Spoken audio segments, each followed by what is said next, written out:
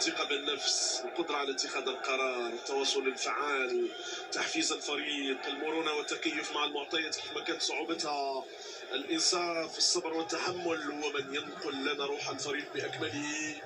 قائد هذه المجموعة ربيع حرمات ومن يتولى تسديد ضربة جزاء أمام أمين الوعد.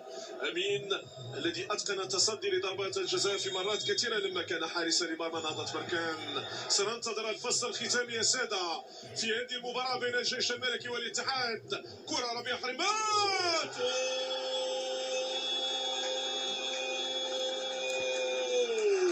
ينهيها ويهديها لليليا، ينهيها ويهديها لليليا ولكل محب وعاشق من نادي الجيش الملكي.